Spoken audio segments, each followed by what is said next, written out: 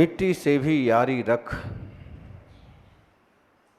मिट्टी से भी यारी रख, दिल से दिलदारी रख।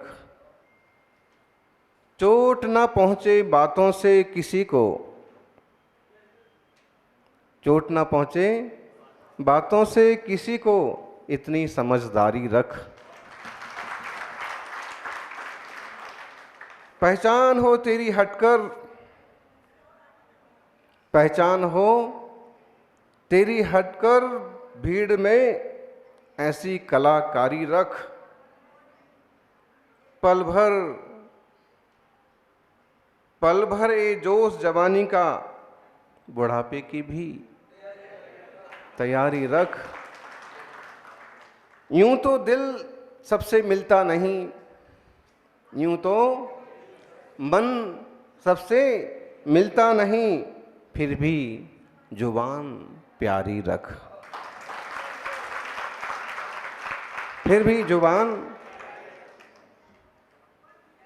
क्योंकि मन में क्या है वो मालूम नहीं पड़ता है, और मन जुबान के रास्ते जब बाहर आता है तो मालूम पड़ता है। मन में तो बहुत सारी बातें हो सकती हैं, किसी के लिए हम बहुत अच्छा सोचते हैं, किसी के लिए हम बहुत अच्छा करना चाहते हैं, किसी के लिए हमारे मन में कटु विचार हो सकते हैं, लेकिन जब तक मन में है तब तक कोई बात नहीं।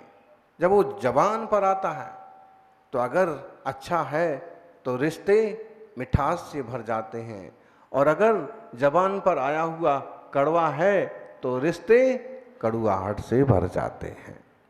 इसलिए जीवन एक एक शब्द तौल करके बोलना चाहिए, प्रत्येक तरह की मर्यादा पालन करना चाहिए। सौभाग्यशालियों, हम तो मर्यादा पुरुषोत्तम के देश में जन्मे हैं, और श्री राम तो प्रसिद्ध हुए मर्यादा पुरुषोत्तम के रूप में है। वो आदिनाथ दुनिया के सबसे पहले मर्यादा पुरुषोत्तम थे। विवाह संस्था की शुरुआत उनसे हुई, राज्य संस्था की शुरुआत उनसे हुई। बेटे बेटियां क्या चीज होती हैं और शिक्षा किस ढंग से दी जाती है वो शुरुआत उन्होंने की। जनता किस ढंग से सुखी और आनंदित रहे वो मार्गदर्शन उन्होंने किया। आपसी प्यार और रिश्ते क्या चीज होते हैं दुनिया को उन्होंने बताया। जो गृहस्थ की मर्यादाएं होती हैं वो गृहस्थ रहते हुए लोगों को सिखाई, और जो मुनि की मर्यादा होती है वो मुनि बन करके दुनिया को सिखाई।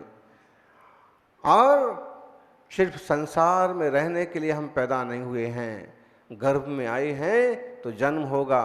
जन्म हुआ है तो तप करो, तप हुआ है तो कर्मों का नाश करो, और कर्म जब नष्ट हो जाएंगे तो केवल ज्ञान होगा, और केवल ज्ञान होगा तो मोक्ष होगा। आत्मा भव के पार चला जाएगा। आत्मार्थियों,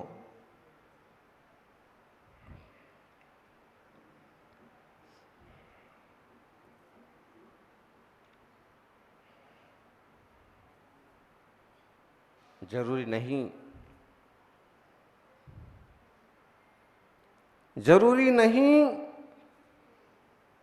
कि कुछ तोड़ने के लिए पत्थर ही मारा जाए। बहुत सारी चीजें केवल लहजा बदलने से टूट जाती हैं। जीवन में अगर आप विवेक पूर्वक प्रवृत्ति नहीं करते हैं तो परिवार जुड़ा नहीं रह सकता है, समाज जुड़ा नहीं रह सकता है। जरूरी नहीं कि कुछ तोड़ने के लिए पत्थर ही मारा जाए, लहजा बदलकर बोलने से भी बहुत कुछ टूट जाता है। बात वही होती है जब प्यार से कहा जाता है तो सबको अच्छा लगता है, और वही बात अगर किसी और लहजे से कही जाती है तो काम बहुत सारे, ये आपके पल पल का लेखा जोखा हो सकता है।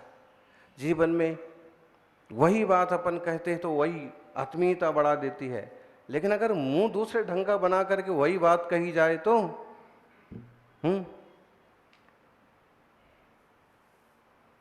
शब्दों को जरा सा आगे पीछे करके कहा जाए तो रिश्तों में तक दरार आ जाती है। द्रौपदी ने क्या गलत कहा था? गलत क्या है इसमें? बोलो। अंधे के अंधे होते हैं, गलत है क्या? गलत तो कुछ नहीं है, जो है सो कह दिया। अंधे के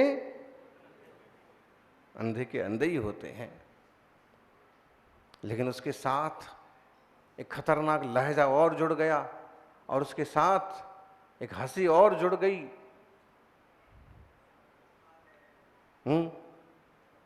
आग में और घी पड़ गया। पहले ही मन खट्टे थे, और मुस्कुराकर देखने में और देखकर मुस्कुराने में बड़ा फर्क होता है। मुस्कुराकर देखने में और देखकर मुस्कुराने में बड़ा फर्क होता है। नतीजे बदल जाते हैं और कभी रिश्ते भी बदल जाते हैं। मुस्कुरा करके देखना का मतलब है आत्मीयता और अपनेपन का प्रतीक है। लेकिन किसी को देखने के बाद मुस्कुराना वो व्यंग भी होता है। आजकल बहुत होशियार बन रहे, आजकल बहुत उड़ने लगे।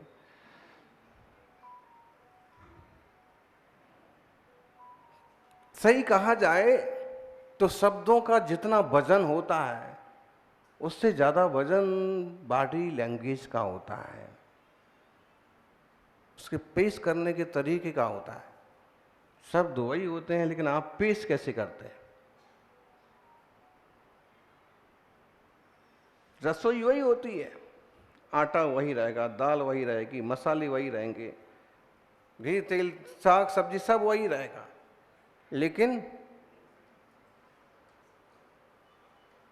पेश कैसे करना। परोसते परोसते पूड़ियां खत्म हो गई, देख रहे कि बहुत थोड़ा ही सा घी तेल बचा, अब क्या किया जाए। भोजन करने वाले तो अभी काफी श्रावक काफी लोग बाकी हैं। अब ऐसा कह दिया जाए कि नहीं बचा तो किसकी बेइज्जती। हाँ भाई लोगों, तुम्हारी इज्जत जो है इन लोगों के हाथ में होती है। परिवार में एक दूसरे की इज्जत संभाल के चलना पड़ता है, समाज में एक दूसरे का सम्मान करके चलना पड़ता है। और एक दूसरे पर उछालने लग जाएं तो जीना हराम हो जाए। आजकल जो वो होते हैं ना तलाक, उसमें क्या होता है, शुरुआत इसी से होती है। एक दूसरे पर उछालना चालू करते हैं, तुम ऐसे तुम ऐसे तुम ऐसी तुम ऐसे, और बस यहाँ तक बात पहुँच जाती है कि कोर्ट कचहरी जिंदगी एकदम कचरा हो जाती, पूरी तरह से कचरा हो जाती, मतलब हंसना मुस्कुराना तक गायब हो जाता है। जो रुपया पैसा होगा वो भी सब बर्बाद हो जाता है। और अगर एक दूसरे को शुरू से संभाल लिया जाए कि भाई तेरी गलती है, मेरी भी गलती समझो, ये अपन एक ही, कहीं हमारी भी लापरवाही है, कहीं आपकी भी लापरवाही है, लेकिन अब हमें इसके दो लापरवाही हुई ऐसा नहीं समझो, हम समझे कि हम दोनों की गलती है। अब दोनों चीजें सुधारना, तो चाहे वो घर के रिश्ते हों चाहे समाज के रिश्ते हों, जुड़े रहते हैं। तो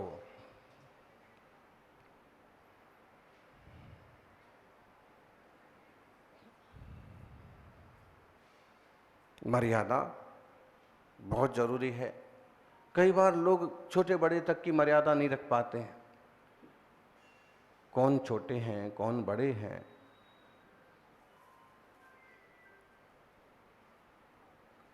कम से कम उम्र का लिहाज करो। कई बार लोग पद का और पूज्यता का भी ध्यान नहीं रख पाते हैं। वो कौन है, उनके सामने कितना बोलना चाहिए नहीं बोलना चाहिए। बोलना बहुत लोगों को आता है, लेकिन सक्सेस वो होते हैं जो सही समय पर सही बात बोलना जानते हैं। बातों का वजन होता है, बातों का भी स्वाद होता है, जैसे मसालों का स्वाद होता है। रसोई वही होती है एक जन बनाते हैं तो लोग उंगलियां चाटते रह जाते हैं, और दूसरे बनाते हैं तो 2-4 ग्रास खा करके उठ जाते हैं। अब क्या कहें, क्या बोलें। एक जन बातें बोलते हैं तो सब लोग सुनते हैं, और कोई ऐसा बोलता है कि सुनने वाले भी नहीं सुनते हैं। आज के जमाने में आप डांट पीट करके अपने बेटे को भी सुधारना चाहें ना, तो वो भी मुश्किल है। आत्मीयता से, प्रेम व्यवहार से समाज को लेके चलिए, परिवार को लेके चलिए। मर्यादाएं जरूरी हैं, और शुरुआत हम अपने से करें। हमारी क्या मर्यादा है? जब कोई अपनी मर्यादा से बाहर निकलता है तब समस्याएं खड़ी होती हैं। अति परिचयेषु अवज्ञा, ज्यादा परिचय हो जाने से भी अवज्ञा होती है। किसी का भी शुरुआत दोस्ती की हुई थी आपकी मोबाइल पर एक रिंगटोन से, अननोन नंबर से आपकी शुरुआत हुई थी। शुरुआत में थोड़ी थोड़ी बातें हुई, बड़े अदब और सम्मान के साथ बातें होती थी, लेकिन जैसे जैसे परिचय बढ़ता गया और आपकी तह आपकी तल उन्हें मालूम पड़ती गई, और अंततः वो स्थिति बन जाती है कि सामने वाला आपको कोई तवज्जो। छोरे छोरियां ठगे भी तो इसी में जाते हैं। कई बार छोरियां इसी तरह से उलझ जाती हैं, और इतनी बुरी तरह से उलझ जाती हैं कि निकलने का रास्ता भी नहीं सोचता, अति परिचय होने से। मर्यादा रखी होती कि हमें किससे बात करना है, किससे बात नहीं करना है, कितनी बात करना है, कितनी बात नहीं करना है। पूज्य पुरुषों के प्रति, बड़े जनों के प्रति उनकी आज्ञाओं का पालन करना है। उनके सामने कौन से शब्द नहीं बोलना है। आज हम यहाँ पर बयान सारों का 28वां सूत्र लेकर के उपस्थित हैं।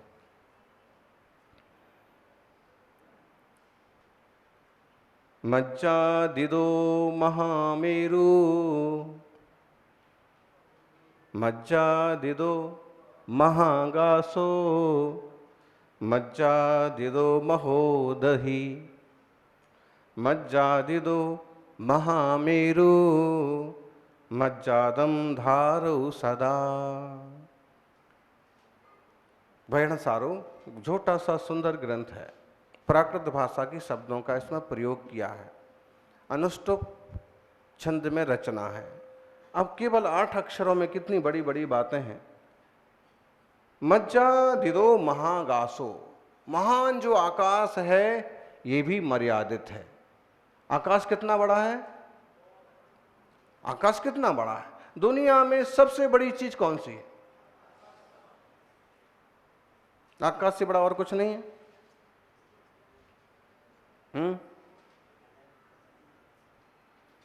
अगर हम द्रव्यों की बात करें तो 6 द्रव्यों में जीव, पुद्गल, धर्म, अधर्म, आकाश, काल, सबसे बड़ा कौन है इनमें? कितना बड़ा है आकाश? अनंत है आकाश। और इस अनंत आकाश में एक छोटे से हिस्से में बीचों बीच लोक की रचना है। इतना होने के बाद भी वो मर्यादित है। जो उसकी मर्यादा या जो सीमा है उसका उल्लंघन वो नहीं करता। अच्छा, आकाश से बड़ा कुछ और भी है? बोलो ज्ञानी। आकाश से बड़ा विभाव में बोले तो तृष्णा भी है, लेकिन स्वभाव की तरफ से बोले तो ज्ञान है। क्योंकि ऐसे और अनंत लोक हों तो भी केवल ज्ञानी के ज्ञान में झलकेगा।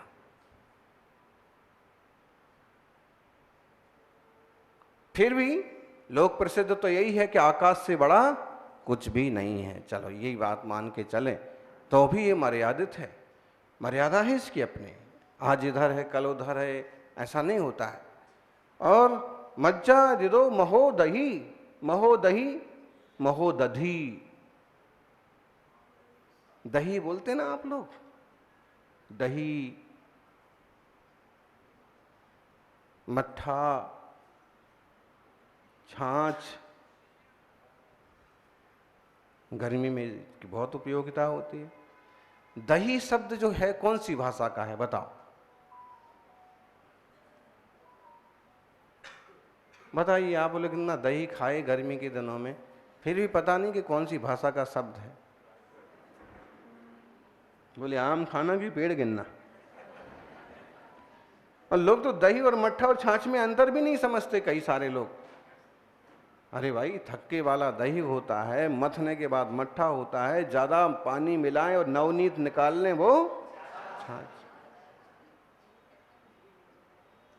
दही शब्द प्राकृत भाषा का शब्द है, क्योंकि संस्कृत में दधी बनता है, दधी।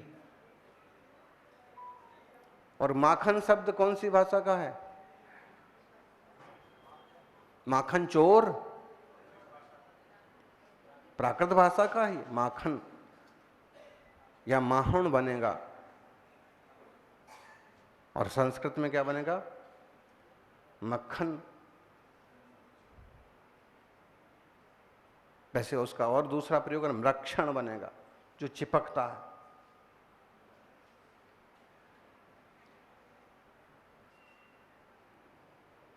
अब यहां दही लिखा है, यहां दधी है, उदधी है, महाउदधी। महाउदधी मतलब बड़ा सागर। कितना बड़ा भी सागर हो, वो अपनी मर्यादा लांघता है? नहीं लांघता, मर्यादा में रहता है। मज्जादिदो महामेरु, मज्जादिदो महोदही, मज्जादिदो महागासो, महागासो महामेरु। महामेरु मतलब सबसे बड़ा पर्वत। दुनिया का सबसे बड़ा पर्वत कौन सा है? बोलो 98%। सबसे बड़ा पर्वत कौन सा है दुनिया का? किस किसने देखा? वो लोक में प्रसिद्ध है, एवरेस्ट की चोटी। और आजकल लोग वहां पिकनिक मनाने के लिए जा रहे हैं। सबसे ऊंचा पर्वत है महामेरु। इतना ऊंचा होने के बाद भी उसकी भी अपनी मर्यादा है। मेरु पर्वत के ऊपर स्वर्ग कितनी दूरी से चालू होते हैं? स्वर्ग के विमान हैं? एक बाल। बाल किसका होगा वो? इसका नहीं, नहीं। एक बाल मतलब आड़ा रखो उसको, और सामान्य जो बाल है, इतना सा अंतर के बाद स्वर्ग के विमान चालू है। ऐसा जैन भूगोल में ऐसा कथन है। अब बताइए, अगर यहां पर मर्यादा ना हो तो थोड़ा कम ज्यादा भी तो हो जाएगा। मतलब है कि दुनिया में जितनी बड़ी बड़ी चीजें हैं वो कभी अपनी मर्यादा का उल्लंघन नहीं करती हैं। तुमको बड़ा बनना है तो तुम भी अपनी मर्यादाओं का उल्लंघन मत करो। मर्यादा धारो सदा, मर्यादाओं को हमेशा धारण करो।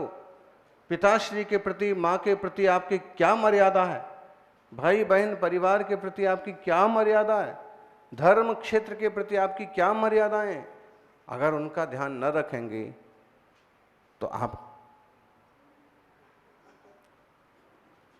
कुछ नहीं बन पाएंगे। ज्यादा ऊंचे तक जाने वाले पेड़ भी शुरू से अपनी मर्यादा पालते हैं। छोटे छोटे पौधे अगर उनकी डालियां इधर उधर बिखर जाएं, एक शाखा इधर चली जाए, एक इधर चली जाए, एक इधर चली जाए, शुरू से ही वो शाखाएं बिखर जाएं, उसकी ऊंचाई कितनी होगी?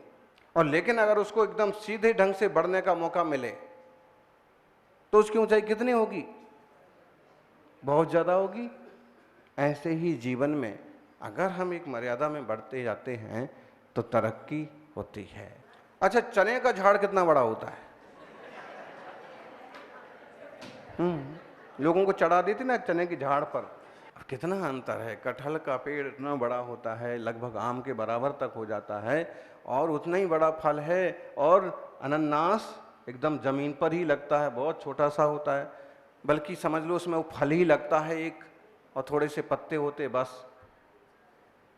अनानास, पाइनएप्पल, अंग्रेजी में कोई ज्यादा शब्द तो है नहीं, एक दूसरे में जोड़ जोड़ जोड़ जोड़ करके और उन्होंने एप्पल तो पाइनएप्पल। अब यहाँ एप्पल के लिए अलग नाम है, सेव और सेव फल। और अलग अलग राज्य में और नाम उसके हैं। एप्पल को महाराष्ट्र में क्या बोलते हैं? सफरचंद। बिल्कुल बाकायदा सफर करता है वो, कहाँ से करके सफर आता है और यहाँ करके सफरचंद से सफरचंदू हो जाता है। तो अलग अलग देश की अलग अलग भाषाएं, अलग अलग चीज़ों की उपयोगिता। लेकिन हमने विषय इसलिए छेड़ा कि इतना बड़ा होता है कटहल का पेड़। हमने श्रवण बेलगोल यात्रा के दौरान देखा कि अक्सर कर उसकी ऊंचाई मुश्किल से 20-22 फुट होती है, लेकिन वहाँ देखा कि यूकेलिप्टस के बीच में सबके साथ में वो एक पेड़ था और उसकी ऊंचाई ना 60-70 फुट थी। किसकी? कटहल के पेड़ की। उसकी शाखाएं नहीं निकली, वो सीधा चला गया। तब देख करके ख्याल आया कि पेड़ों में भी आपस में स्पर्धा और ईर्ष्या हो सकती है। सब तरफ यूकेलिप्टस थे, नीलगिरी, और एक पेड़ वो था, वो भी उसी ऊंचाई में बड़ा पूरा।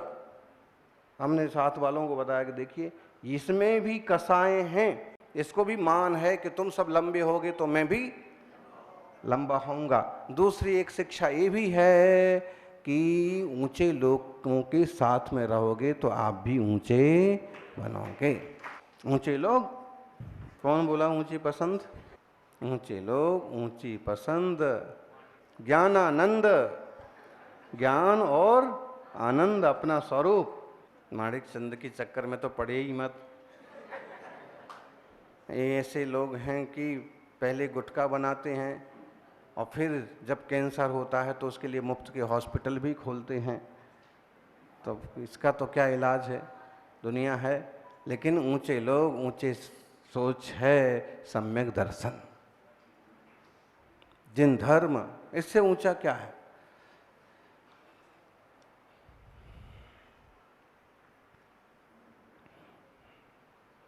सौभाग्यशालियों, जिन दर्शन, जिन धर्म कितना प्रतापी रहा है। आपने अगर पद्म पुराण में रावण की कहानी पढ़ी हो तो उसमें रावण भी अनंत वीर्य मुनिराज से एक नियम लेता है। रावण को गुरूर तो शुरू से रहता है। कुछ लोग होते हैं कि गुरु हो ना हो गुरूर जरूर पाल लेते हैं। तो उसने सोचा कि मैं इतना सुंदर हूं, इतना शक्तिशाली हूं और यूं भी मेरी सैकड़ों रानियां हैं। तो उसने मुनिराज का प्रवचन सुनकर एक नियम ले लिया कि महाराज, अगर कोई मुझे पसंद ना करेगा, मुझे नहीं चाहेगा, तो मैं किसी के साथ जबरदस्ती शादी विवाह वगैरह नहीं करूंगा। संकल्प किया उसने, और आप देखिए ये संकल्प का उसने जिंदगी भर पालन किया।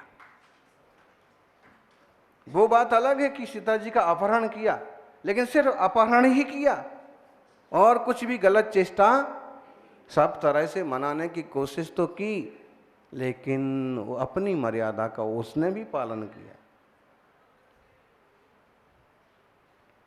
श्री राम की मर्यादाएं तो हैं ही बहुत, एक से एक सुंदर सुंदर मर्यादा। जब मर्यादाओं का उल्लंघन करते हैं तो कितनी समस्याएं खड़ी होती हैं। आप देख लो, बेटे बेटियां अगर माँ बाप की बात ना माने, छोरे छोरी और अपनी मनमानी करने लग जाएं, उनकी जो मर्यादा है, उनकी जो टाइमिंग है, उसके अतिरिक्त भटकना चालू कर दें, या फिर आधुनिक साधनों में ज़्यादा समय तक उलझे रहें, परिणाम क्या होते हैं?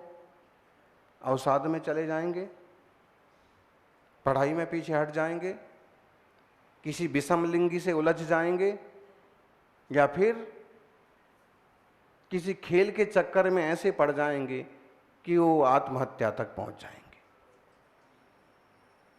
आपकी मर्यादा का पालन किया होता, समय की मर्यादा, संस्कारों की मर्यादा, माँ बाप परिवार की मर्यादा, सब चीज़ें ही पैदा ना होती।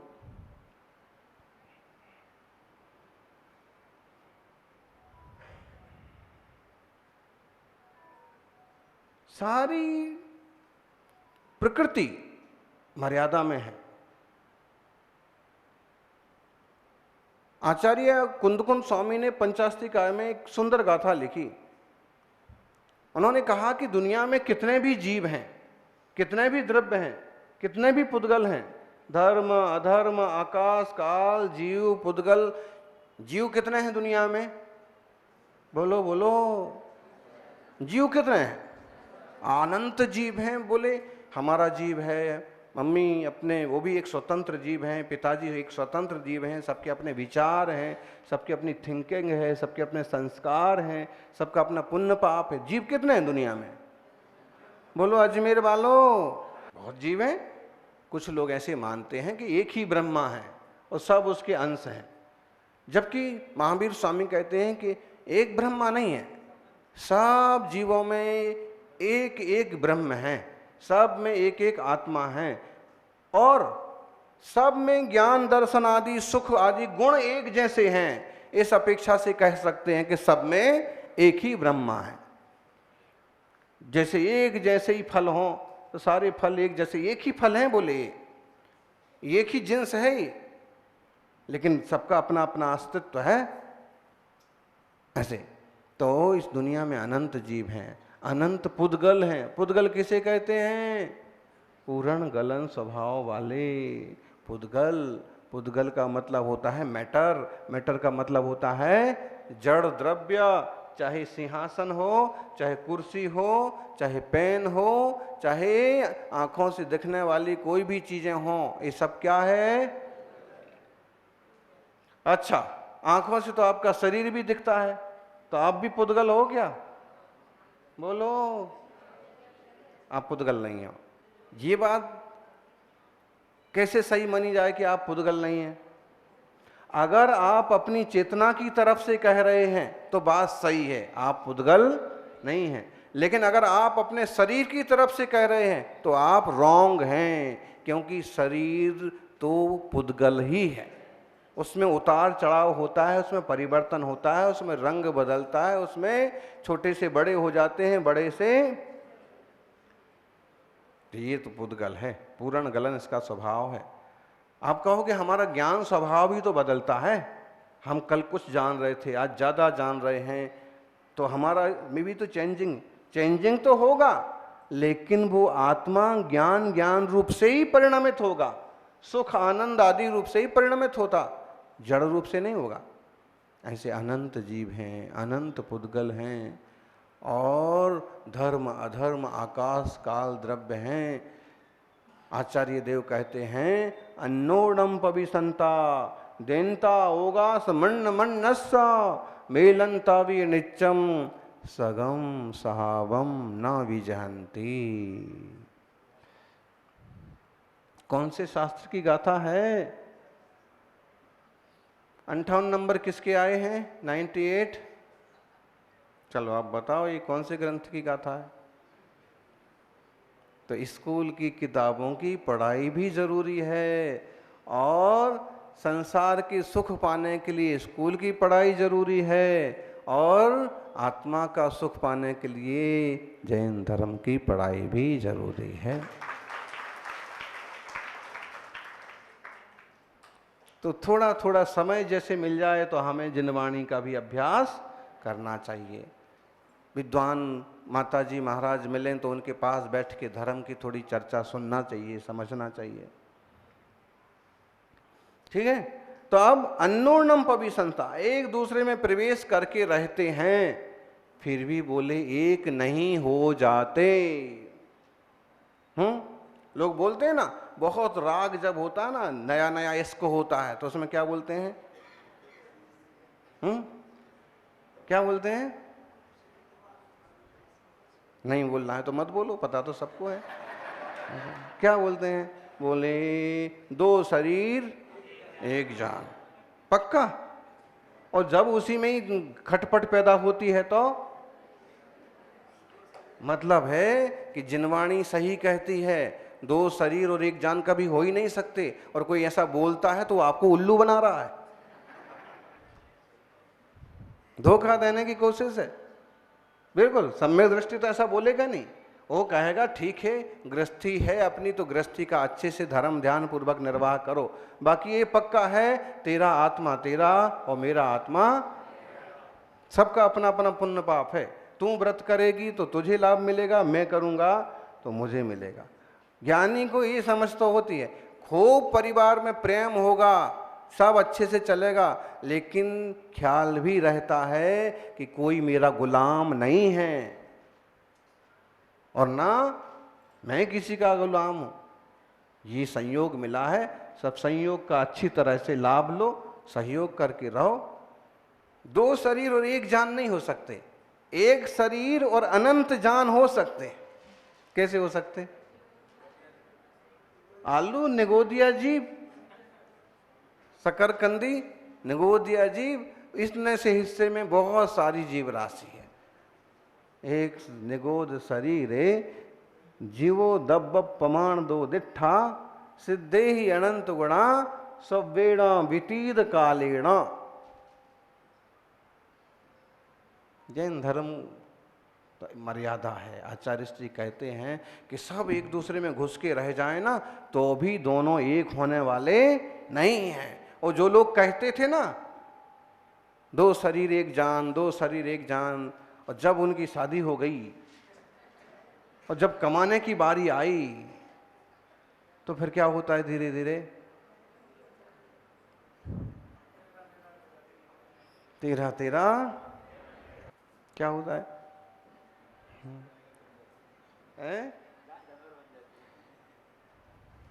बोलते ना, भूल गए राग रंग, भूल गए छकड़ी। ये पिक्चर में टीवी पर नाचते गाते लोग होते हैं ना, ये कब तक नाचते गाते हैं? कब तक भजन नहीं, वो गाना चलते हैं। कब तक चलते हैं? जब तक उनकी शादी नहीं हो जाती। पक्का पता है ना आपको? कितनी बड़ी पिक्चर हो, कैसी नई हो, कितनी पुरानी हो, नाचा गाना वो सब कब तक चलता रहता है? खेल कूद पेड़ के पीछे से और पुल के नीचे से सब कब तक चलता रहता है? कब तक चलता है? उत्तर दो। ये समझ लेने की चीज है। ये कब तक चलता है? जब तक बाप का पैसा खर्च होता है। और एक बार अगर उनकी शादी हो गई उसके बाद आप देखिए एक भी गाना नहीं होगा, एक भी डांस नहीं होगा। क्यों? भूल गए राग रंग, भूल गए छकड़ी, तीन चीज याद रही।